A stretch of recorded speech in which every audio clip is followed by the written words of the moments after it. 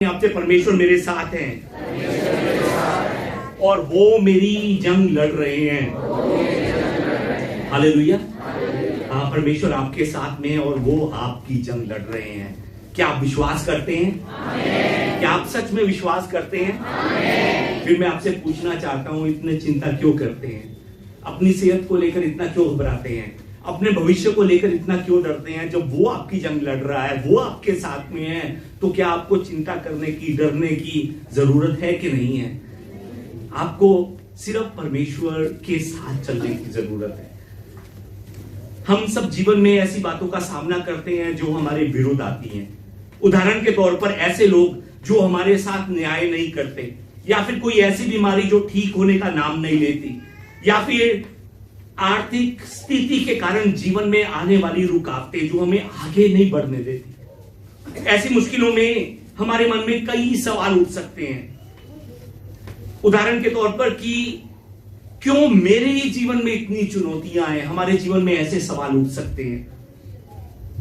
उन मुश्किलों में पड़कर हम जो है अपने आप से सवाल कर सकते हैं, हमारे अंदर सवाल उठ सकते हैं कि क्यों मेरा जीवन गरीबी में हुआ है? क्यों मेरा जन्म गरीब परिवार में हुआ है? या फिर हम ये अपने आप से हम सवाल ऐसी मुश्किलों में हम करते हैं कि मैं इतने सालों की मैंने सेवा की, मैंने इतने साल मेहनत की, पर अचानक से क्यों मुझे उस कंपनी से निकाल दिया गया? क्यों मेरी बीमारी जो है वो ठीक होने का नाम नहीं ले रही? मुश्किल समय में ऐसे बहुत से सवाल जो है ना वो हमारे मन में आ सकते हैं, हमारे भीतर आ सकते हैं। इस समय मैं आपको यह समझाना चाहता हूं कि आपके जीवन में कठिनाइयां या परेशानियों का कारण जो है ना वो आपकी किस्मत नहीं है। बहुत से लोग कहते हैं मेरी तो किस्मत में ही यही लिखा था, मेरी तो किस्मत ही खराब है। मैं आपको फिर से बताना चाहता हूं कि आपके जीवन में मुश्किलों और कठिनाइयों का आने का कारण आपकी किस्मत खराब नहीं है, बल्कि उसका असली कारण यह है कि आपके भीतर कुछ ऐसा है जिसे आपका शत्रु, मतलब कि ये अंधकार की ताकतें बाहर निकलने से रोकना चाहती हैं। आपके अंदर कुछ ऐसा छिपा हुआ है। आपके जीवन में वो जो बुरी घटना थी ना वो ऐसे ही नहीं हुई थी, वो यूं ही नहीं हो गई थी। आपकी किस्मत खराब नहीं थी। आपके ऊपर किए गए जो हमले थे ना, मैं आपको बताना चाहता हूं वो पूरी योजना के साथ तैयार किए गए हमले हैं।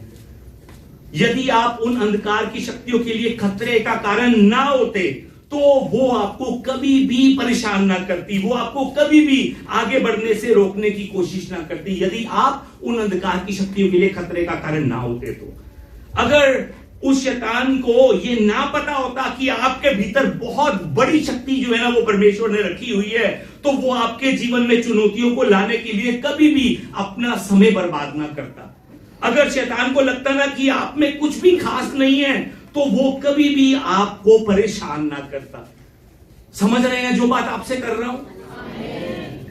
आज आपके जीवन की कठिनाई जो है ना वो इस बात का संकेत देती है कि शैतान जानता है कि आप परमेश्वर की संतान हैं और आगे चलकर आप बहुत कुछ करने वाले हैं। वो इस बात को जानता है, वो उस सच्चाई को जानता है जो अभी आपके लिए समझना शायद मुश्किल हो सकता है।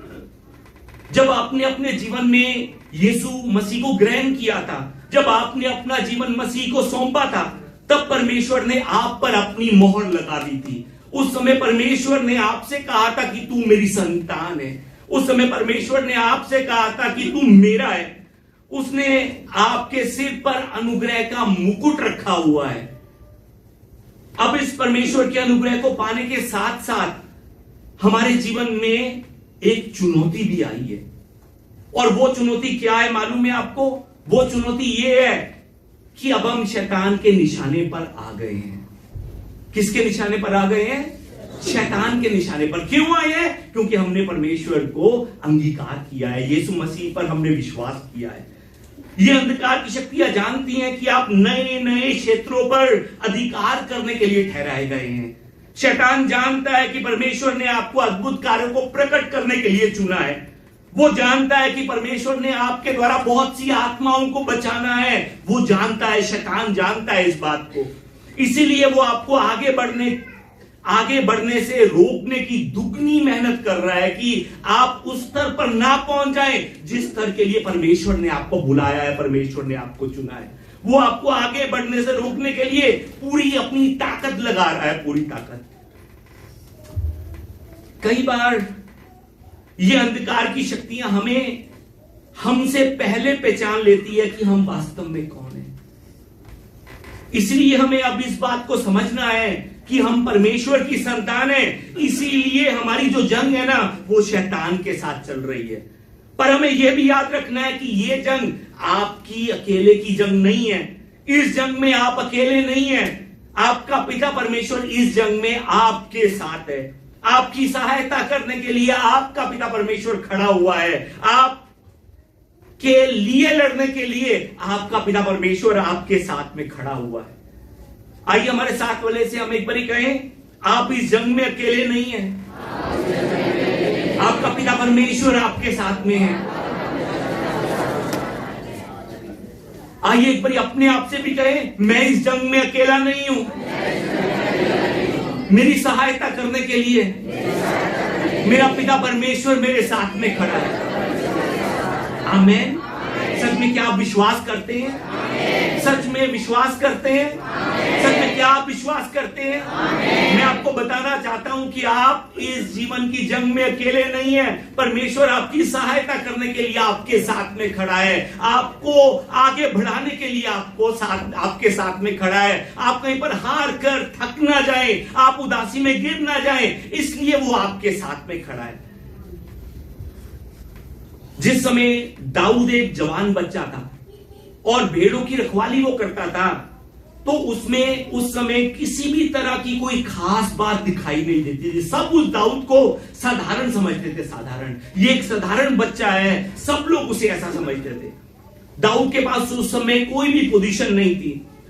वो केवल अपने पिता की भेड़ बकरियों को चराता था।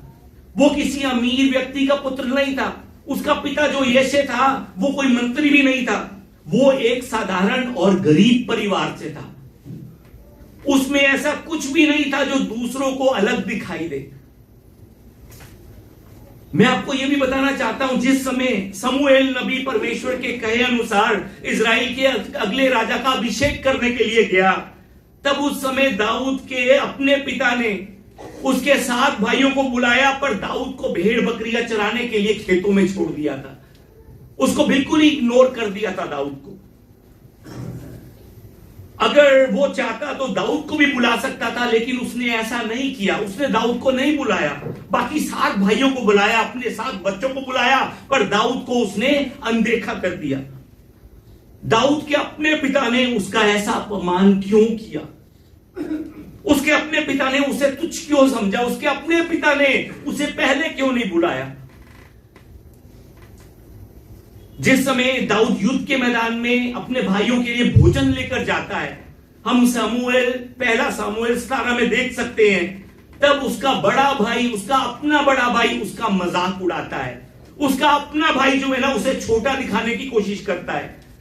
वो दाऊद को युद्ध के मैदान में देखकर खड़ा होकर क्रोधित हो जाता है। उसका अपना भाई क्रोधित हो जाता है। वो उसे देखकर जल जाता है। क्यों वो क्रोधित हुआ होगा? क्यों वो जला होगा?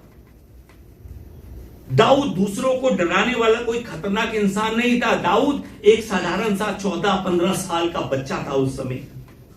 वो किसी भी तरह से किसी दूसरे के लिए खतरा नहीं था।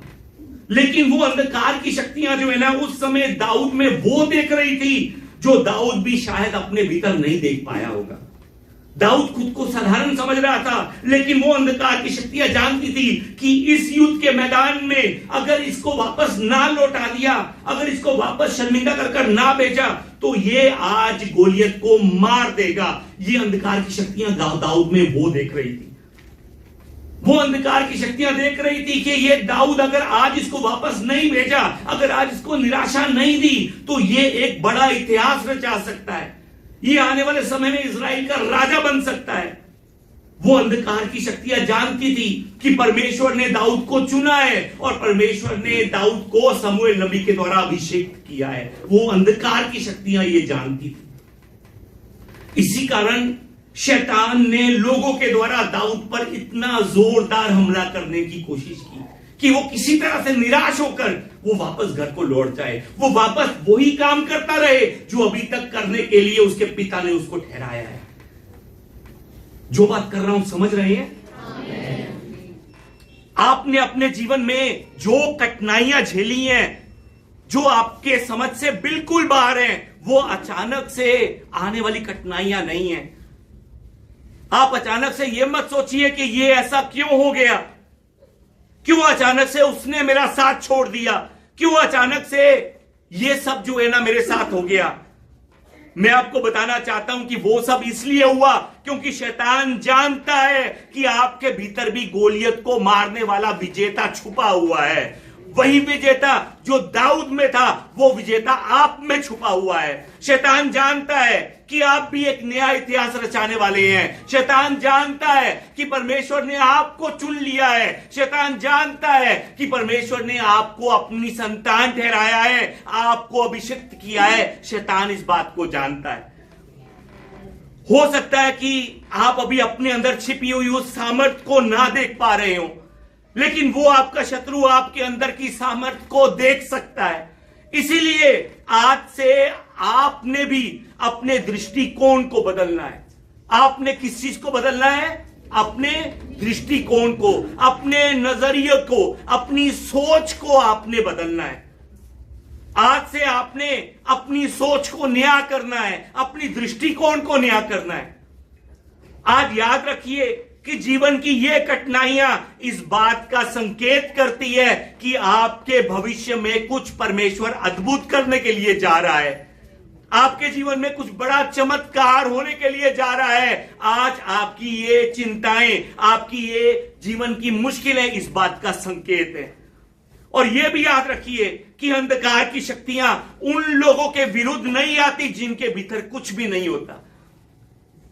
आपके भीतर कुछ है, परमेश्वर ने कुछ आपके भीतर रखा है, तभी ये अंधकार की शक्तियां जो है ना बार बार आपको परेशान कर रही हैं, बार बार आपके जीवन में मुश्किलें लेकर आ रही है, चिंताओं को लेकर आ रही हैं।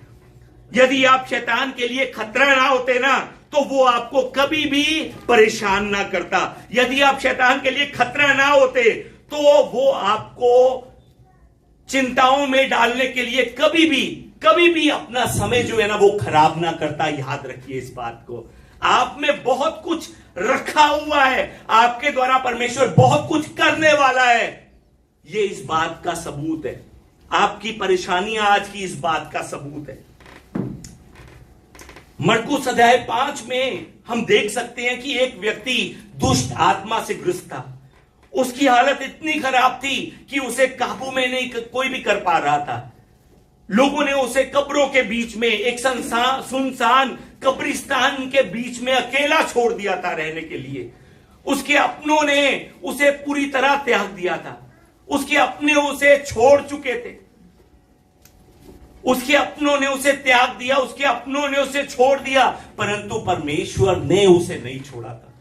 बाइबल में बताती है कि यीशु मसीह जिस समय उस व्यक्ति तक पहुंचने के लिए नदी को पार कर रहे थे, तो रास्ते में एक भयानक तूफान आता है। मरकुस अध्याय 5 को घर में जाकर पढ़िएगा ध्यान से। यीशु मसीह जिस समय उस दुष्ट आत्मा से ग्रस्त व्यक्ति तक पहुंचने के लिए जा रहे थे, उस समय रास्ते में बहुत ही भयानक तूफान आता है। यह तूफान शैतान की कोशिश थी कि यीशु मसीह उस दुष्ट आत्मा से ग्रस्त व्यक्ति तक ना पहुंच सके। शैतान रोकना चाहता था यीशु मसीह को कि वो इतिहास ना रचा सके जिस इतिहास को रचाने के लिए परमेश्वर ने यीशु को भेजा है। शैतान जानता था कि उस टूटे हुए, उस त्यागे हुए, जंजीरों में बंधे हुए उस आदमी के भीतर परमेश्वर की एक महान योजना है, परमेश्वर का एक अद्भुत उद्देश्य छुपा हुआ है। शैतान इस बात को जानता था। उस मनुष्य तक पहुंचने से रोकने के लिए जिस समय यह तूफान आया, तब यीशु मसीह ने उस तूफान को डांटा। वचन में लिखा है कि यीशु मसीह ने तूफान को कहा कि शांत हो जा, और उसी पर तूफान शांत हो गया। और फिर अगले दिन यीशु मसीह जिस समय उस व्यक्ति को फिर से मिलता है, तब वो व्यक्ति जो है वो चंगा हो जाता है, दुष्ट आत्मा से वो व्यक्ति मुक्त हो जाता है। जो लोग उस व्यक्ति को असंभव समझ रहे थे, जो लोग कह रहे थे कि इसका कुछ भी नहीं हो सकता, परमेश्वर ने उसी व्यक्ति को नया जीवन दिया। उसी व्यक्ति को हो सकता है कि आज शैतान आपको भी परेशान कर रहा हो, आपके भविष्य के लिए शैतान के साथ आपकी भी एक जंग चल रही हो, हर रोज की जंग चल रही हो। लेकिन मैं आपको फिर से यह याद दिलवाना चाहता हूं कि यह जंग आपकी नहीं है, परमेश्वर आपके लिए लड़ रहे हैं। यह जंग परमेश्वर की है। हां, शैतान आपके जीवन में तूफान भेज सकता है, आपको डराने के लिए शैतान तूफान भेज सकता है, लेकिन यहां पर यह भी याद रखिए कि हवाओं पर भी परमेश्वर का अधिकार है। हालेलुया। जो चीजें आपको रोकने की कोशिश कर रही हैं, परमेश्वर आपके साथ खड़ा होकर उन सब चीजों को कह रहा है कि शांत हो जा, शांत हो जा, शांत हो जा। आपके जीवन की कठिनाइयां, आपके साथ हुआ वो अन्याय, आपके जीवन का दर्द, ये सब इस बात का संकेत है कि आपके भीतर कुछ बड़ा छुपा हुआ है। परमेश्वर ने आपके भीतर कुछ बड़ा रखा हुआ है। यदि आपके भविष्य में परमेश्वर ने कुछ अद्भुत ना करना होता, तो आपका दुश्मन ये शैतान आपसे इतना संघर्ष ही ना करता, आप पर अपना वो समय बर्बाद ना करता। आप में परमेश्वर ने कुछ तो रखा है, जिस कारण शैतान बार बार आपको आकर परेशान कर रहा है।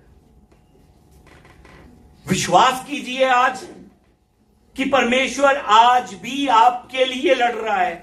परमेश्वर आपके लिए अंधकार को पीछे धकेल रहा है। वो आपके जीवन में आने वाले तूफानों को शांत कर रहा है। विश्वास कीजिए, विश्वास कीजिए और निराश मत होइए, हिम्मत मत हारिए, हार मानकर मत बैठ जाइए। यह मत सोचिए कि मेरा कुछ नहीं हो सकता। आपके भविष्य के लिए परमेश्वर का मकसद जो है ना, वो शत्रु की किसी भी योजना से बड़ा है। इस बात पर याद रखिए। यदि आज आप में सच में शैतान ने कुछ ना देखा होता, तो वो आपको कभी परेशान ना करता। आज यदि आप परमेश्वर में हैं ना, ध्यान से सुनिएगा, यदि आप परमेश्वर में हैं, यदि आप प्रभु यीशु के साथ चल रहे हैं, यदि आप सच्चे मन से परमेश्वर की आराधना कर रहे हैं, यदि आप परमेश्वर के प्यासे हैं और परमेश्वर के प्यासे होने के बावजूद भी आपके जीवन का सफर यदि आपको कठिन लग रहा है, तो विश्वास कीजिए कि आपके लिए आगे कुछ बहुत बड़ा इंतजार कर रहा है, बहुत बड़ा। और यह भी याद रखिए कि जो मार्ग आपको आसान दिखाई देता है ना, वो मार्ग आपको विनाश की ओर लेकर जाने वाला मार्ग है। इस बात पर भी याद रखिए। प्रभु यीशु मसीह ने भी कहा है कि बड़े मार्ग की ओर नहीं, सकरे मार्ग की ओर चल, सकरे मार्ग की तरफ से निकल। आज के वचन के अंदर परमेश्वर जो है ना, वो हमें ये याद दिलाता है कि तुम अकेले नहीं हो। परमेश्वर कहता है कि मैं तुम्हारे साथ में हूं और मैं तुम्हारे लिए लड़ रहा हूं, मैं तुम्हारे लिए जंग लड़ रहा हूं। जिस समय हम आज के वचन को देखते हैं, तो आज के वचन के अंदर सबसे आगे लिखा हुआ है कि परमेश्वर यहोवा जो तुम्हारे आगे आगे चलता है। परमेश्वर यहोवा जो तुम्हारे आगे आगे चलता है। परमेश्वर यहोवा जो तुम्हारे आगे आगे चलता है। इस वचन के द्वारा परमेश्वर आप सबसे कहते हैं कि मैं तुम्हारा रास्ता जानता हूं। क्यों? क्योंकि मैं तुम्हारे आगे आगे चल रहा हूं। जो शैतान ने तुम्हें गिराने के लिए रास्ते में खतरे को तैयार किया है ना, मैं उस खतरे को भी जानता हूं, परमेश्वर कहते हैं, क्योंकि मैं तुम्हारे आगे आगे चल रहा हूं। मैं उसी रास्ते पर, जिस रास्ते पर शैतान ने खतरा तैयार किया है, मैं उसी रास्ते पर पहले से तुम्हारे लिए विजय तैयार कर चुका हूं, क्योंकि मैं तुम्हारे आगे आगे चल रहा हूं। मैं तुम्हारी ओर से लड़ूंगा, परमेश्वर कहते हैं। मैं तुम्हारे आगे आगे चलकर तुम्हारे टेढ़े मेढ़े रास्ते को मैं सीधा करूंगा। मैं तुम्हें तुम्हारी मंजिल तक पहुंचाऊंगा। यह परमेश्वर का वादा है आपके लिए। परमेश्वर कहते हैं कि यह युद्ध तुम्हारा नहीं है, यह युद्ध तुम्हारा नहीं है, यह युद्ध तुम्हारा नहीं है, यह युद्ध परमेश्वर कहते हैं कि मेरा है, मेरा, क्योंकि मैं तुम्हारे आगे आगे चल रहा हूं। तुम तक कोई भी हमला होने से पहले वो हमला पहले परमेश्वर तक पहुंचेगा, उसके बाद आप तक वो आएगा। परमेश्वर आपके आगे आगे चल रहा है। इस जीवन के सफर में, इस युद्ध में आप अकेले नहीं हैं, परमेश्वर आपके साथ में है। परमेश्वर आपके आगे आगे चल रहे हैं। अपने आप को एक बारी विश्वास में हिलाते हुए कहिए कि परमेश्वर मेरे आगे आगे चल रहे हैं, यीशु मसीह मेरे आगे आगे चल रहे हैं। आमीन। सच में हम इस युद्ध में कब थक जाते हैं मालूम है आपको? बहुत से लोग जो है ना युद्ध में थक जाते हैं, शैतान के साथ इस जंग में थक जाते हैं। मनुष्य इन शैतान के साथ करने वाली जंग में कब थक जाता है, मैं आपको बताना चाहता हूं। सच में हम कब थक जाते हैं? जब हम वो लड़ाई करने लगते हैं, जब हम उस लड़ाई में करने के लिए अपनी समझ का सहारा लेने लगते हैं, उस समय हम थक जाते हैं। ये जंग हमारी है ही नहीं, ये जंग ही परमेश्वर की है। हमें अपनी समझ का सहारा इस जंग में नहीं लेना। हमने ये प्लान तैयार नहीं करना कि आने वाले समय में मैं ऐसा करूंगा तो मैं ऐसे बचाव हो जाएगा, आने वाले दिनों में मैं ऐसा करूंगा तो मेरा ऐसा बचाव हो जाएगा। मैं आपको बता रहा हूं, हम अपने समझ का सहारा लेंगे तो हम इस जंग में थक जाएंगे, हम निराश हो जाएंगे। हमें अपनी समझ का सहारा नहीं लेना, यह जंग हमारी है ही नहीं। जंग के समय में हमें परमेश्वर के वचन का सहारा लेना है। जंग के समय में हमें विश्वास का सहारा लेना है। जंग के समय में हमें प्रार्थना का सहारा लेना है। जंग के समय में हमें आत्मा की तलवार का सहारा लेकर चलना है। बहुत से लोग जिस समय मुश्किलें आती हैं उस समय जो है ना बड़ी बड़ी घोषणाएं करनी शुरू कर देते हैं। पर मैं आपको एक बात और बताना चाहता हूं, शैतान ज्यादा घोषणा करने वाले से नहीं हारता। बहुत से लोग जिस समय मुश्किलें आती हैं उस समय बड़ी बड़ी बातें करने लग जाते हैं। पर मैं आपको यह भी बताना चाहता हूं कि शैतान बड़ी बड़ी बातों करने वाले मनुष्य से भी नहीं हारता। मुश्किल के समय में हम अपनी समझ का सहारा लेने लग जाते हैं। पर मैं आपको यह भी बताना चाहता हूं कि शैतान समझदार व्यक्ति, बुद्धिमान व्यक्ति से भी वो नहीं डरता, नहीं घबराता।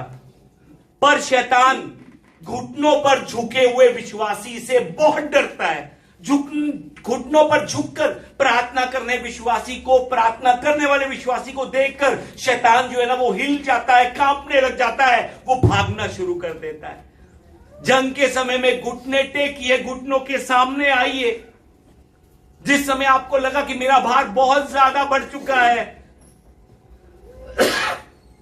अब ये भार मैं नहीं उठा पा रहा हूं, उस समय अपने घुटने ऊंट की तरह टेकिए। रेगिस्तान में मैंने पहले भी बताया था, जिस समय ऊंट के पीठ पर उसका मालिक बहुत भार लाद देता है, उस समय ऊंट जब चलते चलते चलते चलते थक जाता है तो ऊंट क्या करता है मालूम है आपको? ऊंट बोलता नहीं है, इशारे नहीं करता, ऊंट जो है ना घोषणाएं नहीं करता। ऊंट उस समय अपने घुटनों के बल बैठ जाता है। और जिस समय ऊंट अपने घुटनों के बल बैठता है उस समय ऊंट का मालिक उस ऊंट की पीठ से जितना भी भार है उसको निकाल कर उतारना शुरू कर देता है, उसे हल्का कर देता है। जिस समय आप भी घुटनों पर बैठेंगे ना, शैतान उस समय हिल जाएगा। जिस समय आप भी घुटनों पर बैठेंगे ना, शैतान उस समय डर जाएगा। मैं फिर से आपको बताना चाहता हूं कि शैतान घुटनों पर झुके हुए विश्वासी से डरता है। आइए हमारे साथ वाले से कहें कि शैतान घुटनों पर झुके हुए विश्वासी से डरता है। हालेलुया। याद रखिए, शैतान घुटनों पर झुके हुए विश्वासी से डरता है।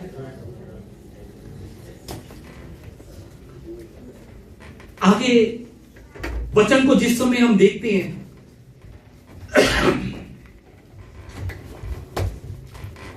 तो वचन जो है ना हमें कहता है, एक बड़ी पावर पॉइंट कोई आगे ऐसा यहां पर बैठकर ही ला सकते हो पावर पॉइंट को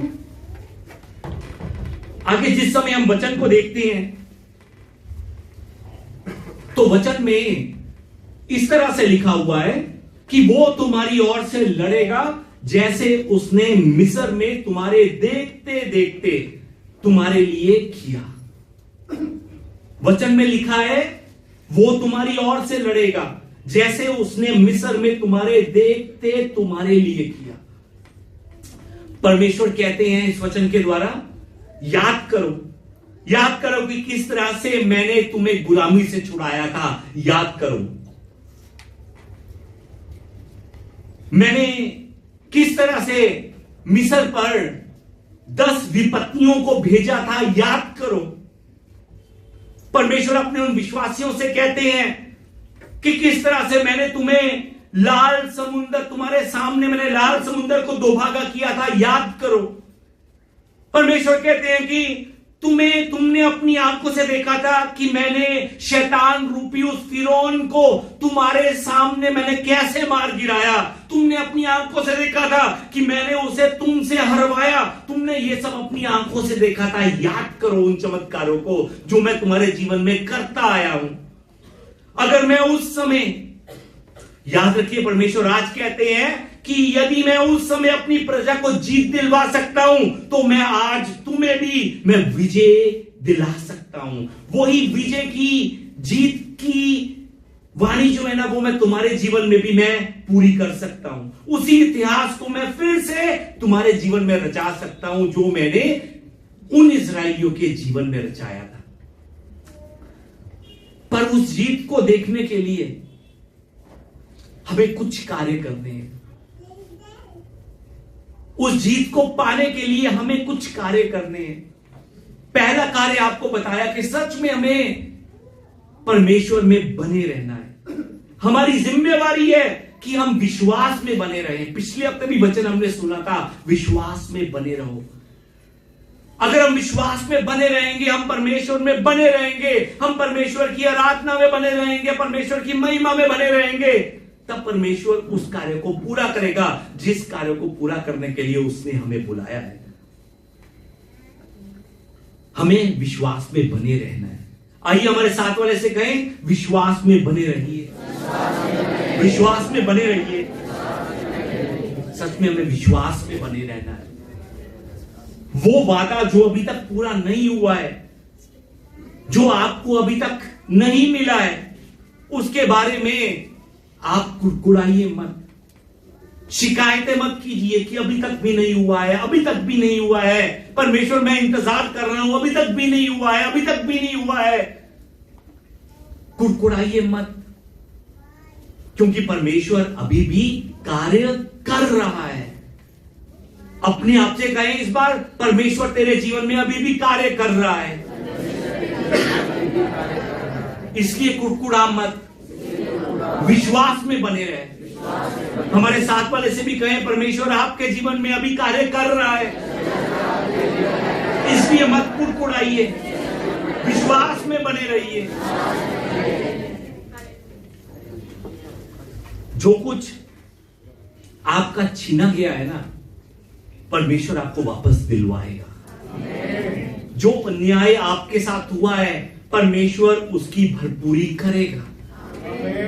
जो आपको आपके सबर का प्रतिफल है ना, वो आपको मिलेगा ही मिलेगा। और ये भी याद रखिए कि उठने वाली हर एक समस्या आपको एक नए स्तर पर लेकर जाने की तैयारी में है। जो आपके सामने है वो हो सकता है कि आपको बड़ा दिखाई दे, हो सकता है कि वो आपको मजबूत दिखाई दे सकता है, लेकिन चिंता मत कीजिए, किसी बात की चिंता मत कीजिए, क्योंकि इस लड़ाई में आप अकेले नहीं हैं। परमेश्वर आपके साथ इस जंग को लड़ रहे हैं। सब कुछ उसके हाथों में छोड़ दीजिए, क्योंकि वो आपके आगे आगे चल रहा है, वो आपके साथ में है और वो आपके लिए लड़ रहा है।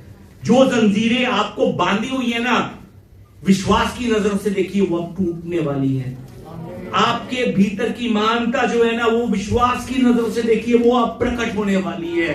जिस मकसद के लिए परमेश्वर ने आपको बुलाया है, आपको चुना है, वो मकसद अब कुछ ही पल में, कुछ ही समय में उसकी शुरुआत जो है वो होने वाली है। विश्वास की नजरों से देखिए, जब परमेश्वर आपके लिए लड़ता है ना, तो उस समय शत्रु चाहे जितना मर्जी बड़ा क्यों ना हो, जितना मर्जी ताकतवर क्यों ना हो, हार उसकी निश्चित होती है। क्योंकि वो चाहे जितना मर्जी ताकतवर हो, पर वो परमेश्वर से बड़ा नहीं है, परमेश्वर से ताकतवर नहीं है। आइए इस समय हम एक बड़े विश्वास के साथ हम अपने आप से कहें कि मेरा भविष्य परमेश्वर में सुरक्षित है, मेरी मंजिल परमेश्वर में तय है, मेरी जीत परमेश्वर के साथ निश्चित है।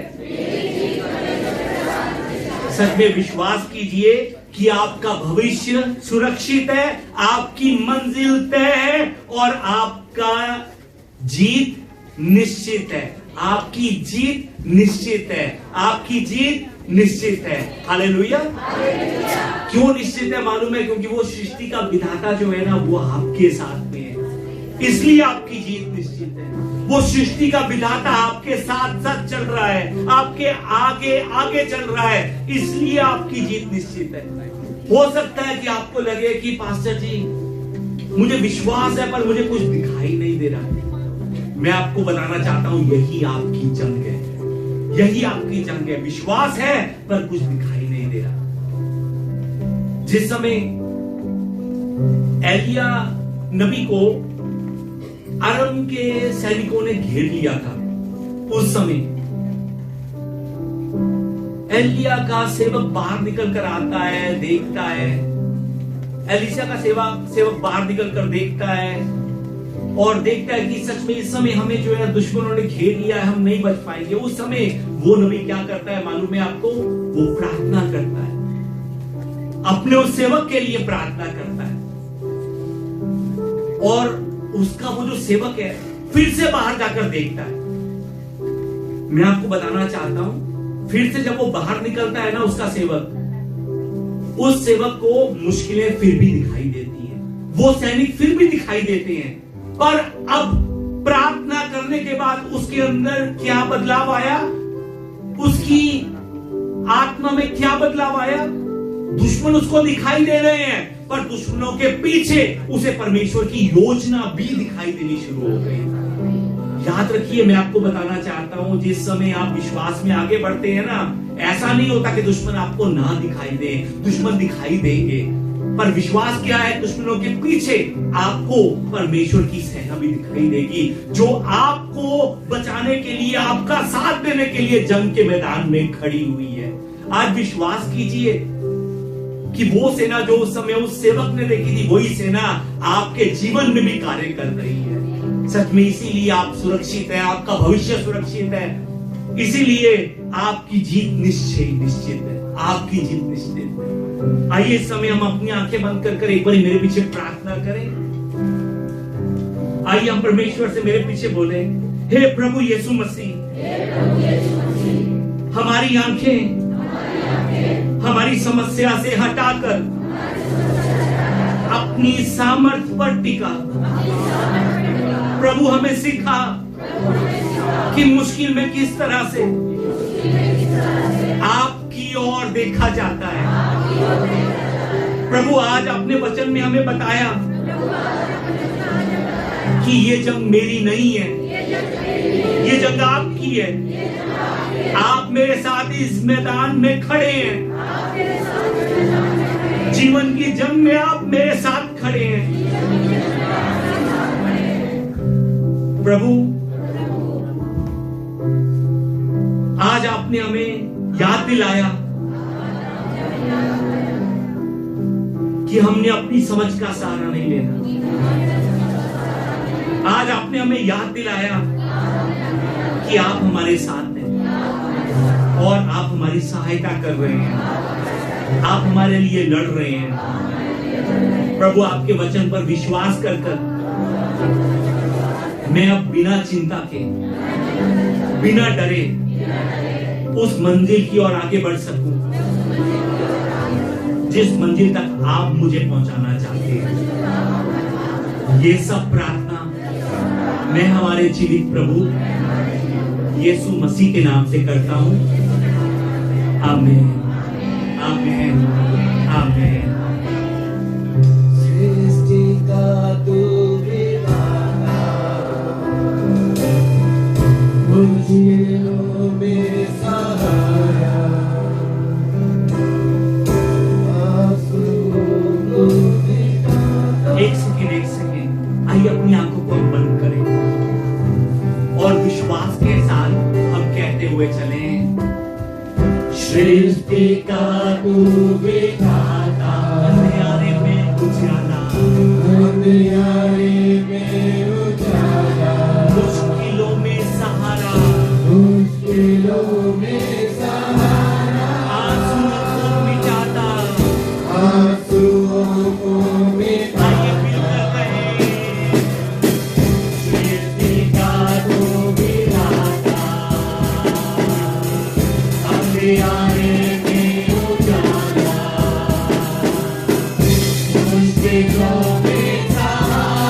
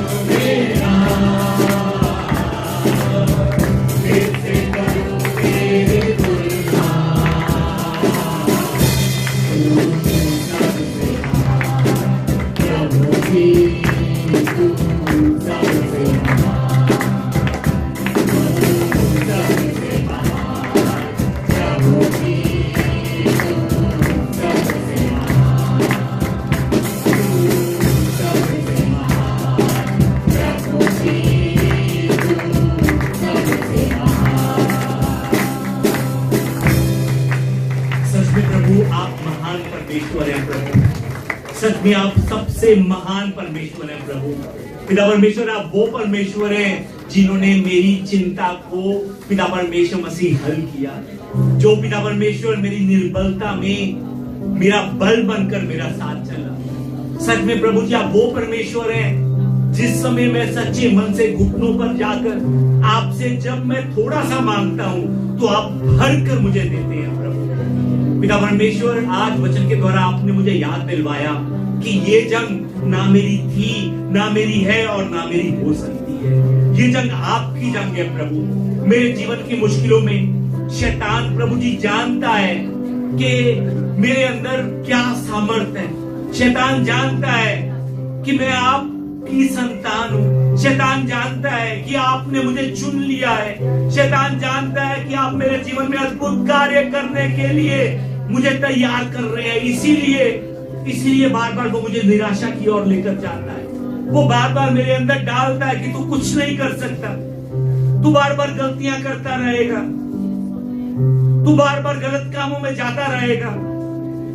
पिता परमेश्वर, वो बार बार मेरे जीवन में कठिनाइयों को लेकर आ रहा है, बीमारियों के द्वारा मुझे डरा रहा है, मेरे परिवार को तोड़कर वो मुझे डरा रहा है प्रभु। पिता परमेश्वर, इस समय में मैं